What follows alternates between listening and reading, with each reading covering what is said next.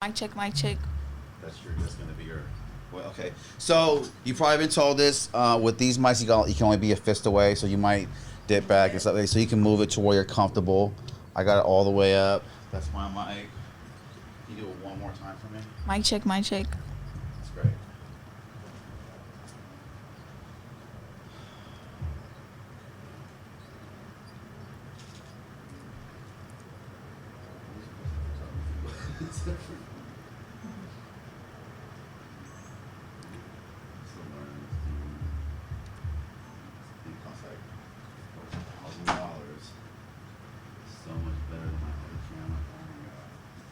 Okay, Create Studios podcast featuring Daijha, Lanai.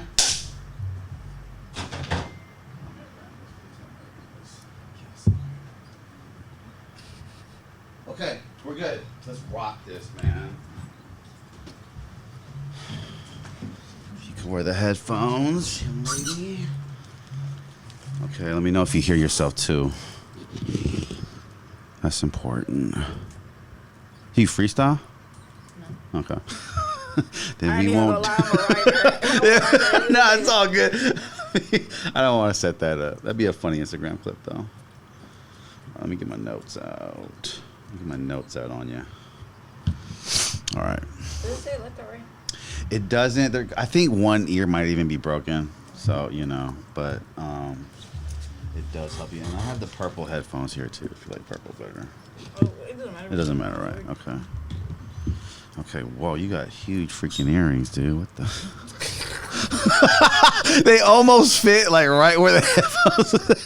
Oh, that's gonna look kind of funny. It looks great. Hello. Okay. Can You hear yourself? Yeah. Okay, great. Let's rock. You ready? We're gonna figure it out. Mom, we ready? Is that red light blinking on there, Kareem? Can you just look at the camera from like real? Okay, it is. Okay. We're rolling. Okay, I clicked it. We're starting right now.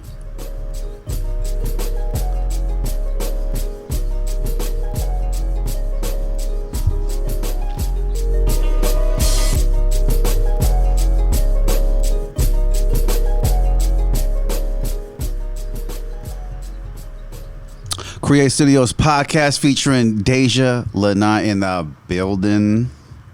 Thank you for coming out, man. Thank you for having me. Absolutely. I've known your mom here. She brought you out. We've been knowing each other a long time. She's been telling me about you. I've seen you guys on the gram out there moving, going to events and stuff like that together. Yep. Right? So tell me, I got to a little bit know more about you right now off camera and stuff like that. So tell me what's going on in your life, man. Like what's the music like? What's the industry like? What's your life like right now? Currently, I'm not in the studio as much as I want to be honest. I feel like I just been focused more on school. I do go to college, I like work and stuff like that, so I've been kind of busy, but definitely writing all the time for sure, and just stacking up songs. You're a writer? Yes, sir. In the notepad or the phone? On my phone. Okay. Yeah. It's easier like that. Yeah. Because you could delete, and then it's like save to a cloud. Our generation, like, you sort of just write on notebooks a lot, but I guess you can, like, lose lyrics and then your hand cramps up, stuff like that. It's just, it's a real thing. Like, technology. I write, like, comedy jokes and stuff, and it's so much easier on the phone. Like, you can just delete, pick, move, copy, paste. The process is just amazing. So some artists do this thing where they like kind of freestyle certain parts of their song. You know what I'm talking about? Or like they'll wing certain things to kind of catch the melody better. Yeah, if I'm in the booth, like mostly I try to write everything, but sometimes it just doesn't sound good when it comes out like on the mic. So it's just like, boom, I have to come up with something else. Or even sometimes my engineer or my producer will like help me like say it this way instead of that way. Like just stuff to make it fit better. That's good when the engineer's involved like that. Yeah, definitely. Because some engineers aren't involved. Yeah. I don't know how many engineers you've had in your life, but some really suck. Yeah, I don't like work with too many different engineers. It's not good to, right? Well, I don't know. Maybe it is. I mean, maybe it is. I think it depends on your personality type, right? Like if you have ADD and you want to see a new scenario every once in a while, it's good to venture out. And some engineers might be good for certain types of styles of feels of song. Yeah, definitely. Right? Like someone have a better rock plug-in or something like that. How'd you find your engineer? So I always think that's like interesting how we find our right guy. Well, I'm part of research music management. So when I first started taking music serious, I was around like 17, and I worked with the same 2 engineers like all the time, like for like 2 years. Right. Like I only recently started branching out to new engineers, pretty much. So it was kind of like my mom, my uncle, who are part of the management. They're the ones who put me on to the producers. I didn't like venture out and go on Instagram or like anything like that. It was kind of more like a family affair. That's good. So that is scary, especially for like a female. I feel like, because you know what I mean. Like, I guess so. Yeah, well, like reaching out, and then there's male engineers, and it's just like the whole process. But you have a family member involved; they get to filter out a lot of stuff. Yeah, definitely. And most successful groups I've seen have a family mom manager or dad manager, because you don't need a manager, but I ain't gonna lie, like you really kind of need a manager. Like, it definitely helps, right? Yes. Like, can you explain how it helps? And I don't know if you had life without a manager or an air. Yeah, I never had life without a manager, but I feel like it helps because I could just focus on my music, like just focus on writing and creating. And I have, a manager who helps with the music side, with booking my sessions and stuff like that. And then of course my momager, who helps with booking shows, interviews, podcasts, and stuff like that. So I could just boom, you this day be in the studio. All right, I'm there. This day you got an interview, you got a show. Make sure I'm ready. And if you want to keep active, you know what I mean. And if you're doing things like once a week, you don't need a manager. But like if you plan to take things seriously, right, and do things and have things planned, interview, show, session, you got to have a manager, someone you trust, because they're in charge of a lot. Definitely. It's scary, right? Like how much they can control or put the narrative on for what you to do, and it's important that you have that trust. So that, I don't know, like if you don't have a family member as a manager, just from what I've seen, it's a lot tougher. Like a lot of the more successful groups have like a wife or a mom, and they're just in it. It's like super tough. Because they're in it for you. Yeah, first. and you They're need someone like first. that. Yeah, that's not an artist too, trying to compete. Oh yeah, true. With the same, you know what I mean, like light you're getting, like they have to like just be that role, which a lot of people don't want to do. Like they want to be in the light too. I feel like, you know what I mean. But I don't know if you like know that about Eric, but it's just I know that Eric's. I've been in the business a long time. It's just crazy. So these studios you record at, what is it like a home studio? It's like a professional studio. I work mostly out of like 95% of the time at Research Music Studios. Nice.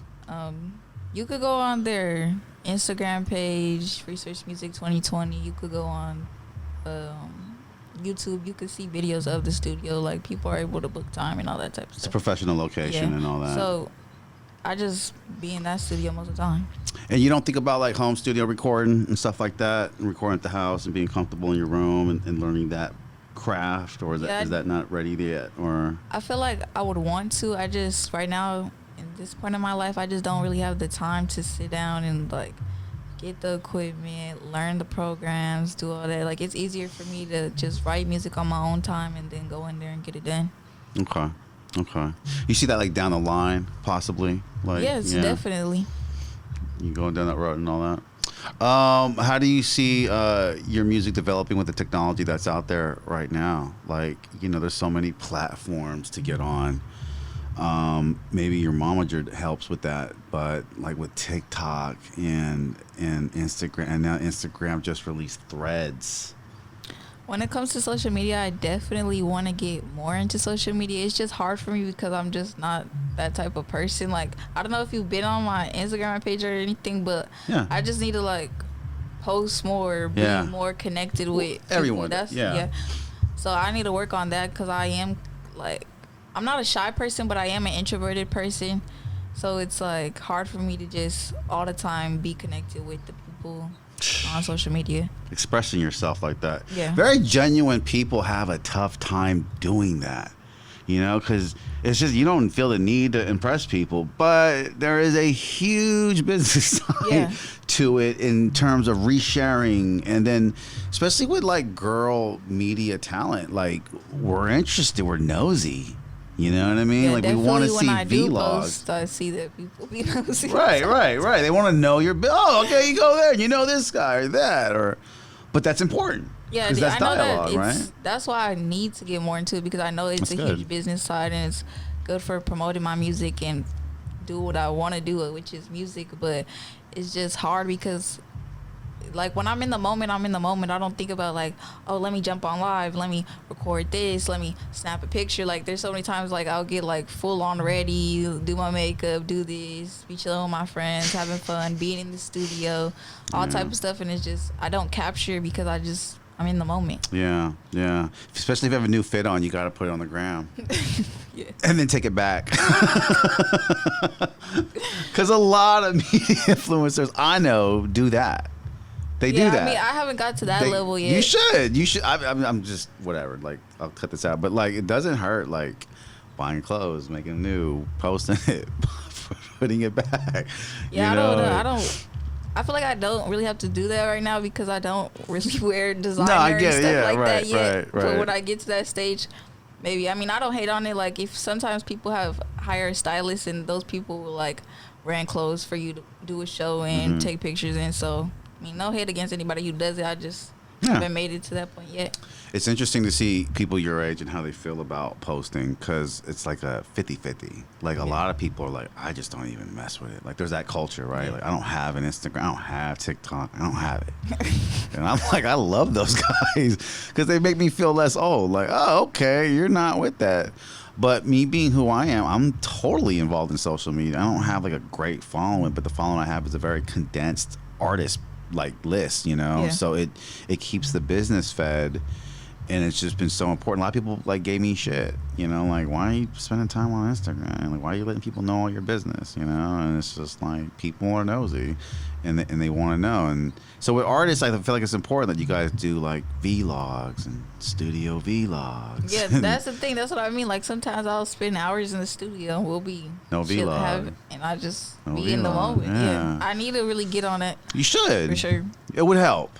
It just would help. Definitely, no, it you know? definitely would. It's not just the music, it's everything about it. Yeah. In this era. Because people want to know your personality. People want to know how you are. So, outside of the music. So, that's what I need to get more into, for sure. And not just more for genuineness, it's more just for like, oh, I know that type of person. That's like my friend. Yeah, and then they can relate to relate, you. Yeah, they can relate to you better.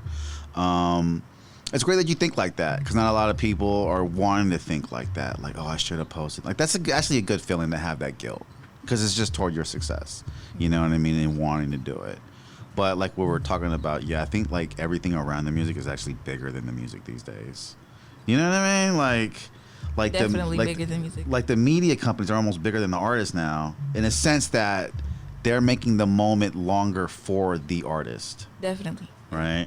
What do you feel about that and the whole media scene in the Bay Area? Because you're getting love from it. You're getting recognized for it. You know, what are these media companies doing for the overall scene of the Bay Area? Like, I feel like for the scene, like, music is important. Like, you have to have like something that people enjoy listening to, of course, but you have to have that media presence. Like, that's probably the number one thing. Like, people could put out an ass song, but if people mess with them as a person, they're gonna get numbers. They're gonna get that media presence. So I feel like the media is definitely bigger than just the music. and absolutely, yeah. I mean, just where I see it now, it helps. You know, in so many terms. And then if different media platforms are pushing you, then it's like this inclusion group, right? Like, oh yeah, like this girl's cool enough, and then these people see it.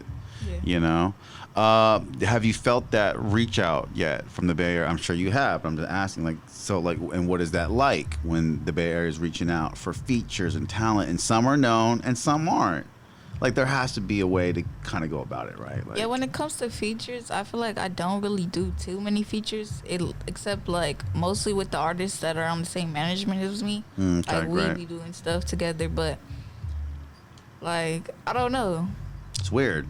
Like, I feel weird about it. Like, it's weird. Like, sometimes I'm like, yeah, I want to work with a bunch of new people and I want to branch out there, but at the same time, I'm like I said, I'm in a place where I'm just like in this zone, and I think about my career a lot, and I want to always make the right move. But like, you know what I'm saying? Like, I know always exactly wanna make what the you're right saying. move. And also, I know exactly what when you're it saying. comes to social media stuff, like I said, it's like when people reach out, sometimes it's like I don't really be knowing what to say. fascinating. No, because like your era I love, because my era, like, yeah, I'll do a song and we don't even know that guy. And we're all kind of at this similar skill level. We want to use it as a tool to connect. Yeah. Now, like everyone does it. So now it's kind of like clout and status. And like, I don't know if you're some weirdo who looks at weird pics on the internet, so I'm not gonna do a feature, which kind of just, I don't know you, like, and it's kind of like, I don't know if it's like that, but it just feels like this generation's like, well, I just don't know you, so it has to kind of make sense. Like, I either have to know you, or the music, or our marketing thing, you know. Well, I don't feel like, well, for me personally, I don't feel like I have to know them like for real. I feel like if somebody reached out and I didn't know them at all, but I really enjoyed listening to their music and I appreciated their craft, I would definitely try to, like, consider. At least consider it. Or give it a look. Okay. Interesting. Tell me about Cyclone.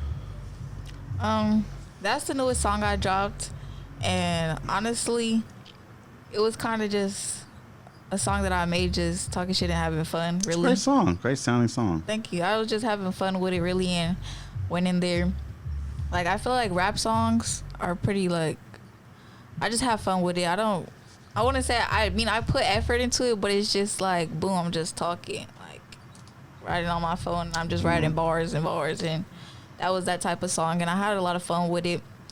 The videographer, he's really amazing. We had fun creating that video, and yeah, it was just an overall fun song. So it was just a kind of experiment thing like that. Well, the video was really cool. The visual was cool. Yeah. Stood out. And it was great lighting, great quality. Thank you. Which helps. What is your usual style of music, then you say?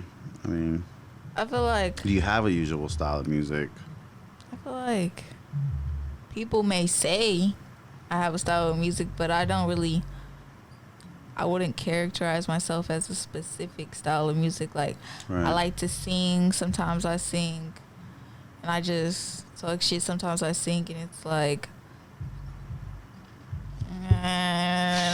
But when it comes to singing songs, I feel like I put more effort into it. You like singing more. Yeah. I take more time writing out songs.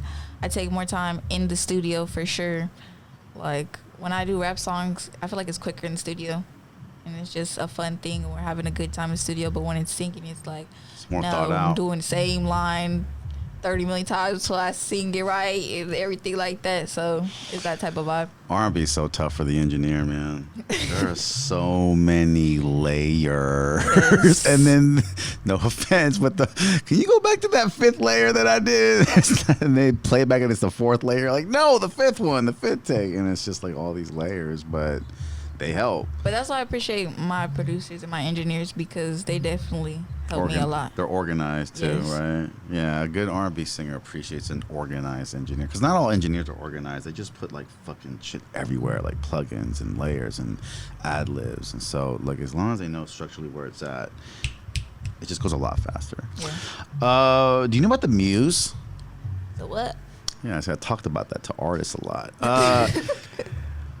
I feel like there's this thing, because I was a writer, you know, and when you like just, like how you said you're an introvert, right? You just write for hours and you don't talk to anyone. And don't you feel like sometimes this thing is just giving you lyrics and just giving you shit? Like, you almost see it rather than think about. Do you know what I'm talking about? Like, I definitely understand what you're saying. Like, sometimes I'll just be in my room, like, I'll be like laying down, like borderline sleep. Like, I swear I'll be borderline sleep, and then all of a sudden, like, just all these lyrics pop in my head, and I'm just, boom, I just get up and I'm just writing all this stuff down. Or sometimes I'll just lay there and I'll just write heck lyrics on. I was like, why are you in the room laying down all day? Like, what are you doing? Well, you're thinking about it, and you're in that vibration of music, right? Yeah. And that frequency.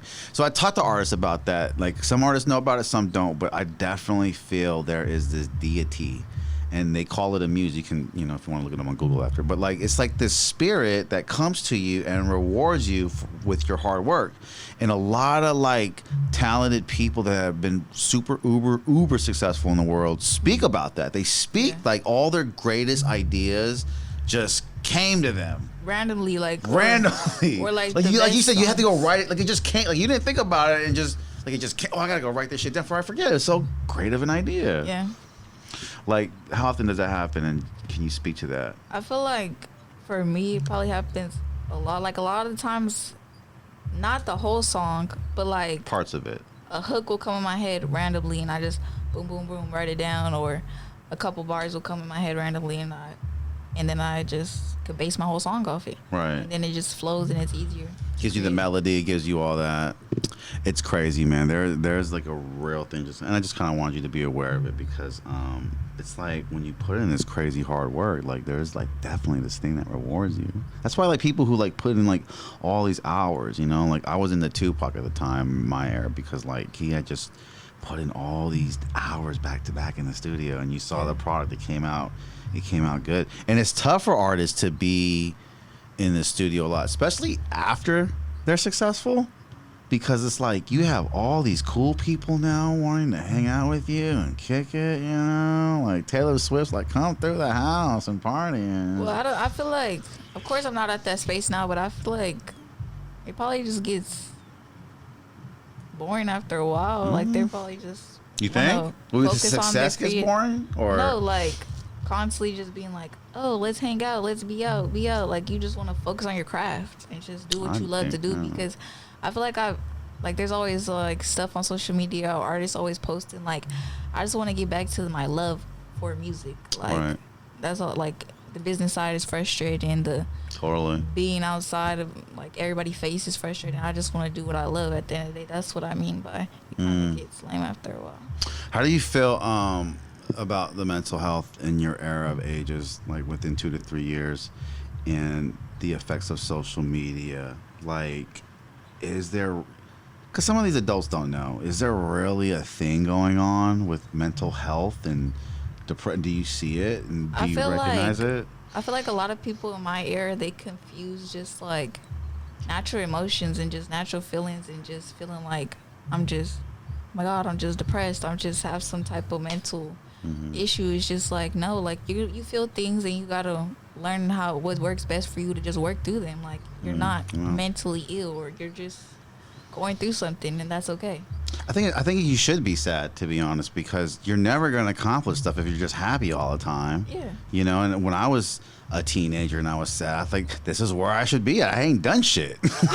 I just look good because I'm a teenager, you know what I mean? But that's going to fade, you know. Where are you at after that? And so I remember being depressed as a kid, but not anymore. I feel fucking great about my life, you know. But I had to work really hard to get to that point, you know.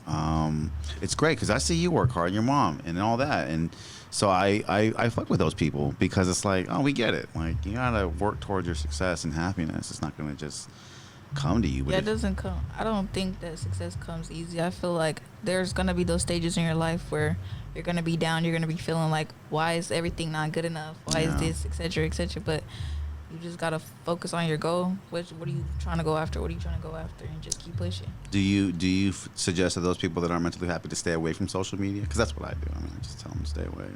I feel like you gotta find out what works best for you, and if you need time alone from the world and just isolate yourself and really get to know yourself, then that's what you need to do. But I mean, I don't think social media has a direct effect on, or should have a direct effect on, how you feel as a person. But I mean, some people are just, they operate like that, and if that's you, then yeah, you need to take a break. Yeah, might not hurt. I was gonna ask you, like, your mom about this, like, cause I was like, what high school she go to? 'Cause I like to ask people what high school they went to, what influential teachers they had. You said first 2 years you did go to high school. Yes, I went to Silver Creek freshman year. What's Silver Creek at? San Jose. Oh yeah, that's a big college. That's a big high school, right? Silver Creek. I mean, I feel like it's like a regular kids? size Okay. high school. Okay. I don't know. I remember kind of hearing about them with their sports And I program. went most of my sophomore year. Then I transferred to. Is it called Luis Valdez? Is that what it was called? Yeah, I went there. Like a continuation school. Yeah, but I went there for like. Silver Creek sounds so nice. Like Valdez. Like, I don't know why. It was like, I only went there for like a couple months. Right. And then I decided to. Well, we moved out. I had to move out to Stockton. I've lived in SJ most of my life. Stockton's great. Stockton's great. No, but what was Silver Creek like though? I want to know because it's San Jose, so that means it was techie a little bit, a little rich. No, or was it in the like deep south or east or like? No, it wasn't in deep east. It was like Evergreen. That's South San Jose. No, that's East San Jose. That's East San Jose. Okay. Like if you go over the overpass, then if you from there, then you're gonna head to the south side. Like I lived in South Side. I lived in Seven Trees. I lived in Oak Grove. Oh, Seven Trees is hood. Like I lived that's in the hood, man. I got shot at by people in Seven Trees, man. I lived in different places in San Jose. Like that's my city for real. But I feel like Silver Creek, it's not like all high techy. It's just I feel like it was just a regular high school. Like. So the kids there weren't like super rich or nothing like that. It was no. Okay. I feel like Evergreen High School, I think EV, that's pretty much like the more high techy and nice. It looked nicer, right? And it's more like up on the hill, right? I forget because I know I went to Logan and they played Midi. I think Midi was like a nice high school in San Jose or something like that, right? You know about Midi? No, okay. It was like Mission San Jose, and it was in Fremont. High school. Did you miss high school? I mean, like the situation? Because I know you went to homeschooling after that, right? Yeah, that's what I was saying. When I moved to Stockton, I was homeschooled. Your mom did not trust the Stockton. No, I just was homeschooled. Like when I moved, I was in the process of moving in the middle of the school year. So I was just like, I told my mom that I wanted to. Oh, you wanted to do homeschooling? So I started that, and that's also when I started being in the studio and I started doing music, so it was even easier. It was just like in the morning, get all my curriculum done. Okay. I'm in the studio all the rest of the day. And that's where I stacked up most of my songs and doing that. Yeah. Why did you want to be homeschooled though?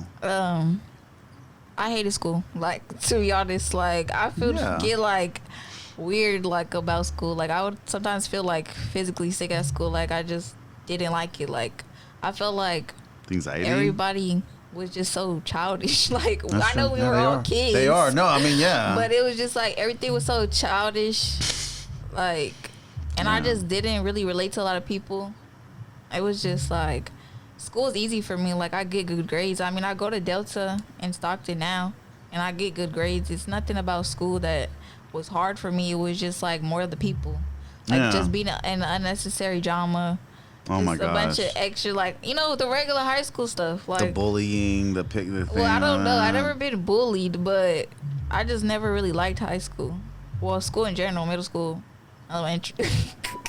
It's very weird. I mean, just to like pack all these kids that are growing and developing, you know what I mean? And you know how influential certain kids can be and how certain kids can be influenced on. Like you said, I mean, there's probably a blessing to not having your kid go to school and going through that social shit. Because some of these kids come out scarred. But also, I think that some kids do need school. Like, I don't think it's cool. Like, I feel like for me, it was easier because I always been in school. I always been around people. I always been, like, in class. So, when moving on to homeschool, it wasn't like, oh, I have, like, issues creating friends. I already had friends from middle school up to high school. Like, we're still tight to this day. So it's like I have friends. I have a social circle. I know how to talk to people. And I feel like it would be weird to homeschool your kid their whole life. Like since like second grade and on. Yeah, like that. I feel like could be kind of socially damaging. But I've met kids like that. I don't know. Yeah. I feel like you could tell. Oh like, yeah. Like they're really nice. Like they're really nice and they're unassuming. Yeah, I think being around certain kids growing up in a social environment does help because you're up on game. You're going to be up on people like doing weird shit to you or making fun of you, so you want a snappy comeback. Like you're not going to get that if you're homeschooled all your life. But like, did you not feel the whole like you didn't feel like you were missing out on stuff? Like, did you have friends that were still in school and being like, oh yeah, I went to prom? And, Well, I feel like I didn't feel like I missed out. Like, even when I was in school, I didn't go to dances. Like, that's never really been my thing. Even in middle school and stuff, I never really been to dances. Those. I never was like, I was good in school grade-wise, but it's like school spirit and all this stuff, I wasn't really, like, worried about, like. You didn't want to do track. You didn't want to do none of those anyway, right? Well, no. I was, like, I mean, like since I was young, I was like a cheerleader and stuff like that. But Okay. like for Pop Warner and like All Stars and stuff, I wasn't in like for my school. All right. Wasn't like a big thing for you to Yeah, do all no. that. Yeah. Yeah, that's great. I mean, confidence, man. What do you see in the next couple years for your career? What are you planning? Like tours and stuff like that? You trying to go out of state? Bring the music out of state? Do more shows? Of course, I want to expand and branch out more and do more shows and things like that. Right now, I'm really focused on school, getting money, but I just want to create. I just want to, like, I don't know. For me, it's more about the music. Like, I enjoy performing, of course. Like, I don't really get nervous when I perform. Like, I like going out there. I like meeting people. I like meeting people who enjoy my music, and I feel like a lot of love about it. But I just really want to get back in the studio. That's more for me, just creating, and stacking up songs and creating a more like business plan, Right. like for my career. Right. Before I go ahead, like I want to do something here where I'm at in the Bay, and up north, Stockton where I stay and all that stuff, and create a buzz for myself and more focus on. Right now, I'm trying to focus on the business side, like promotion, stuff like that. That's what I want to get into. And so that in these next couple of years, I could just make a bigger name for myself. How about LA? Is LA on your radar to go out to LA and network in that type of environment and campaign and make connections out there and do stuff like that? Definitely. I definitely want to start where I'm at, like in Cali. Mm-hmm. So I see that you want to start around LA. your region. Yeah. I'm definitely down for all that. I should connect. I don't know if you know Big Mike, but that's my guy. I just interviewed him a little while ago. Super connected in LA. Yes, sir. You know Big Mike? Yeah, he's a good guy. Well, he's out there. He's connected, man. Tell me about the last song that I heard. Sorry. What was it called? I wrote it down. Trust Issues. Yeah, right here. Oh, boom. Tell me about this song, Trust Issues. That song. Shout out my producer, that's Frago. He's the producer of that song.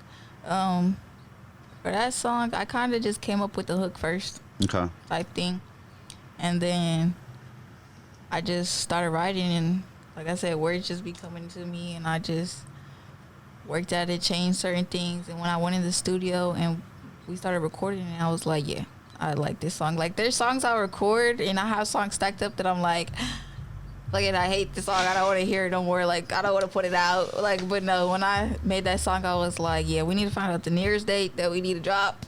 That's dope. I really like that song. I hate when artists do that, man. When they get sick of hearing their own stuff, because it's like that song is dope, bro. Oh, well, like, I definitely don't like, listen to my own songs. I don't like to do that too much. over and over and over Yeah, again.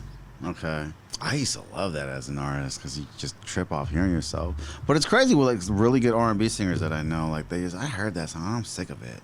I hate hearing that because it's like, no, you should release that. And I know everybody always in the studio like, you no, should it's release good. that. Yeah. Like, But you don't want to do the work behind it, right? Like play out the album cover and do all that because you kind of maybe want to move on to the next one or something like that. Or something that I like more, but that's why I have my management, because they just sometimes they push me and they're like, no, we're dropping it. So I'm like, okay, let's do it.